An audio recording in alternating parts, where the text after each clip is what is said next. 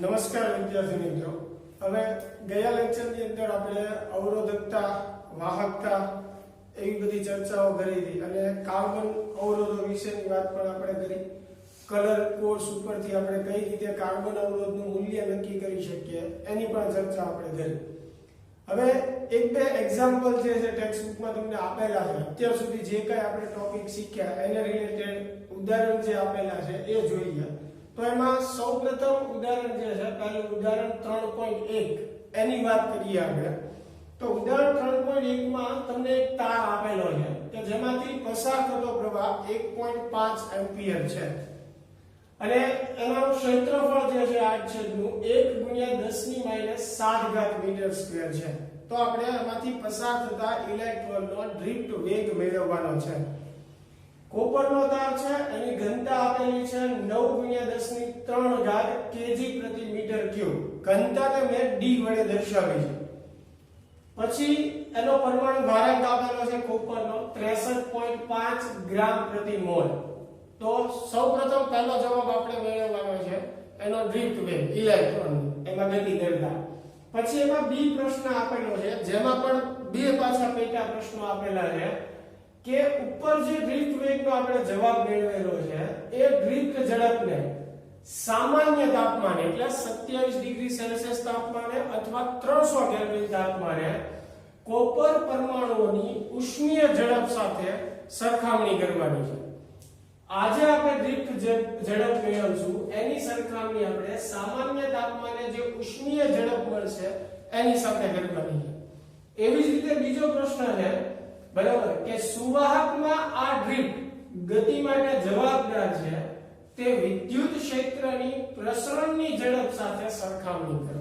હવે વિદ્યુત ક્ષેત્રની પ્રસરણની ઝડપ એટલે પ્રકાશનો વેગ થયો, બરાબર, 3 × 10⁸ મીટર/સેકન્ડ.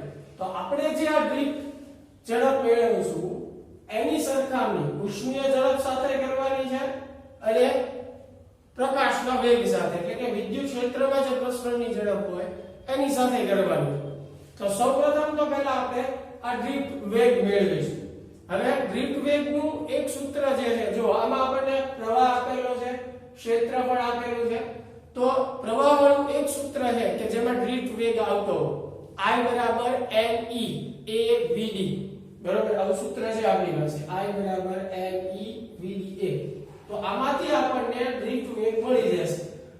બરાબર, તો I છે આપણી પાસે, A છે, E એટલે ઇલેક્ટ્રોનનો વિદ્યુત ભાગ, એ તો ખ્યાલ જ હોય આપણને, પરંતુ આપણી પાસે n નથી. n એટલે ઇલેક્ટ્રોનની સંખ્યા, ઘનતા, એકમ કદ દીઠ ઇલેક્ટ્રોનની સંખ્યા. તો એ આપણને રકમમાં આપેલી નથી. તો હવે જુઓ, એ મેળવવા માટે આપણે આ ઘનતાનો ઉપયોગ કરશું. ઘનતા એટલે શું થયું? kg/મીટર ક્યુબ. એટલે એક રીતે કેવું હોય તો ઘનતા જે છે એ એકમ કદ દીઠ દળ દર્શાવે. એટલે એની ઉપરથી જે સંખ્યા મેળવશું આપણે એ એકમ કદ દીઠ જ મળશે, એટલે કે સંખ્યા ઘનતા જ મળશે.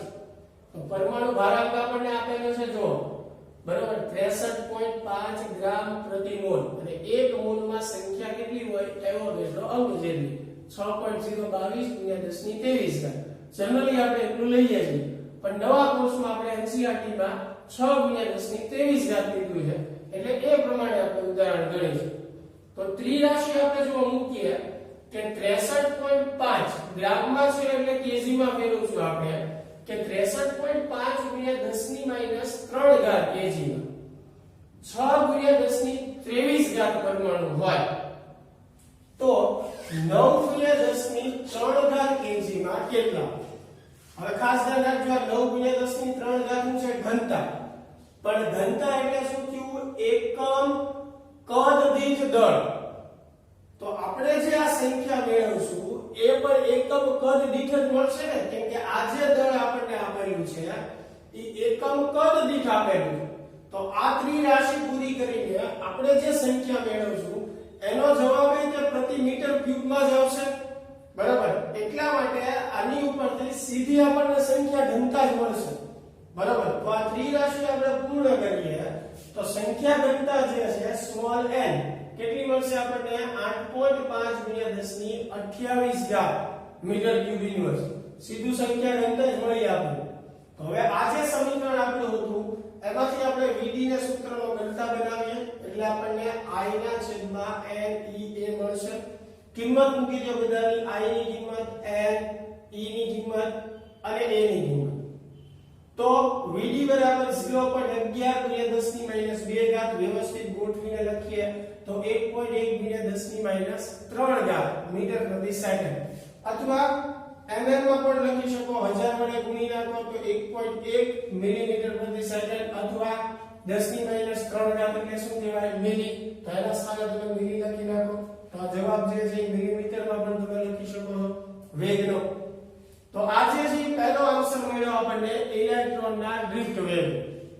હવે જે છે એ આપણે સામાન્ય તાપમાને ઉષ્મીય ઝડપ મેળવવાની છે અને એની સાથે એની સરખામણી કરવાની છે. આ જે આપણે ડ્રિફ્ટ ઝડપ મેળવી છે.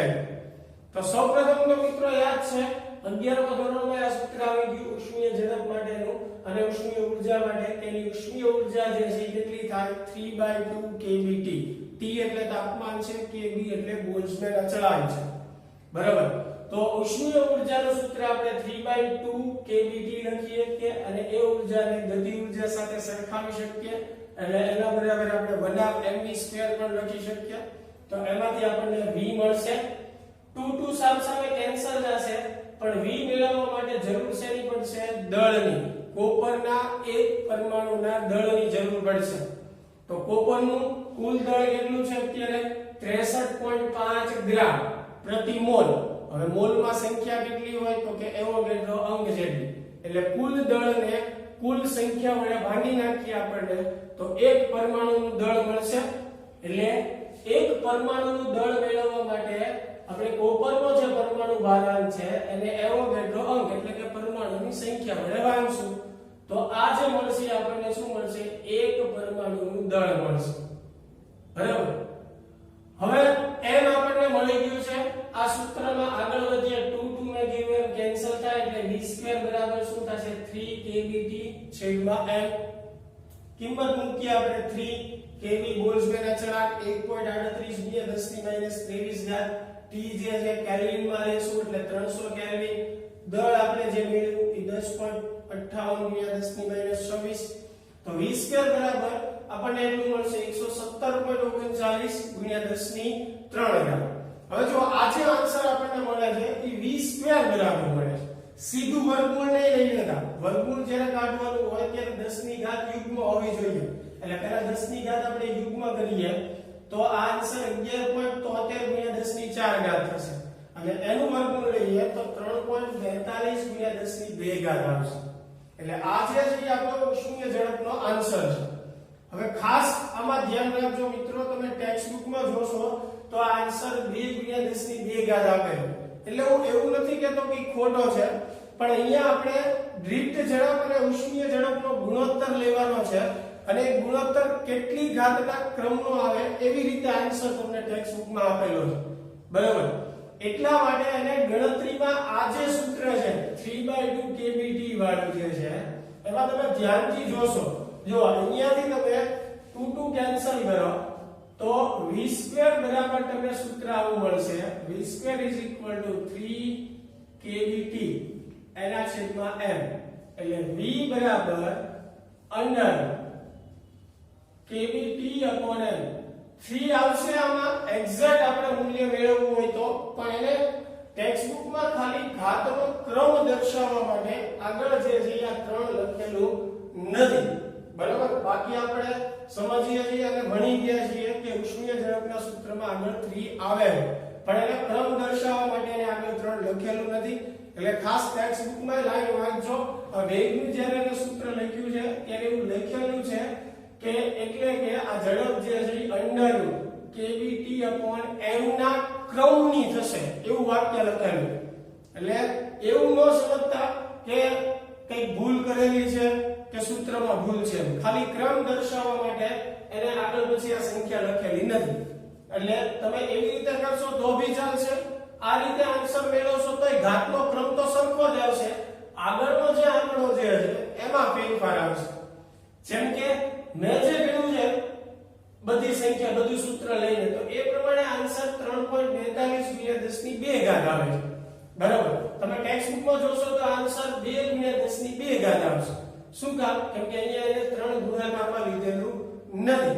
પણ હવે આપણે જો બંનેનો ગુણોત્તર લઈએ, ડ્રિફ્ટ ઝડપ આપણે જે અગાઉ મેળવી એ અને આ ઉષ્મીય ઝડપ, તો ડ્રિફ્ટ ઝડપ 1.1 ગુણ્યા 10 ની -3 અને આપણે જે ઉષ્મીય ઝડપ મેળવી 3.42 ગુણ્યા 10 ની 2, એટલે આનું સાદું પાડશો એટલે 0.32 અને 10 ની કેટલી ઘાત આવશે -5. એટલે જુઓ ક્રમ તો 10 ની -5 ઘાત નો થયો ને, એટલે કે ઉષ્મીય ઝડપ કરતા ડ્રિફ્ટ ઝડપ જે છે એ 10 ની -5 ઘાત ગણી થઈ.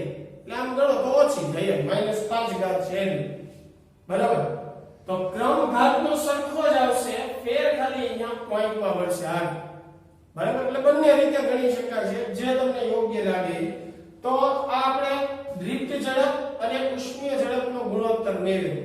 હવે એવી જ રીતે ડ્રિફ્ટ ઝડપની સરખામણી આપણે વિદ્યુત ક્ષેત્રમાં જે પ્રસરણની ઝડપ છે એની સાથે કરવાની છે. અને વિદ્યુત ક્ષેત્રમાં એ પ્રસરણની ઝડપ કેટલી હોય? પ્રકાશના વેગ જેટલી, 3 ગુણ્યા 10 ની 8 ઘાત જેટલી. તો આ ડ્રિફ્ટ વેગ અને પ્રકાશના વેગનો આપણે ગુણોત્તર લઈએ. ડ્રિફ્ટ ઝડપની કિંમત મૂકીએ અને પ્રકાશના વેગની, તો 0.36 ગુણ્યા 10 ની -11 ઘાત આવશે. તો પ્રકાશના વેગ કરતા અથવા વિદ્યુત ક્ષેત્રમાં જે પ્રસરણની ઝડપ છે એની કરતા ડ્રિફ્ટ ઝડપ જે છે એ 10 ની -11 ઘાત ગણી થાય. એટલે એની કરતા કેટલી ઓછી થાય એટલા ગણી. તો મિત્રો આ જે છે એ આપણે ઉદાહરણ નંબર 3.1 ની વાત કરી, જેમાં પહેલા આપણે ઇલેક્ટ્રોનની ડ્રિફ્ટ ઝડપ મેળવી, પછી એની સરખામણી ઉષ્મીય ઝડપ સાથે કરી અને વિદ્યુત ક્ષેત્રના પ્રસરણની ઝડપ સાથે પણ કરી. તો આશા છે મિત્રો તમને ઉદાહરણ વ્યવસ્થિત સમજાણું છે. નેક્સ્ટ લેક્ચરમાં આપણે આગળ 1-2 ઉદાહરણ ગણીશું.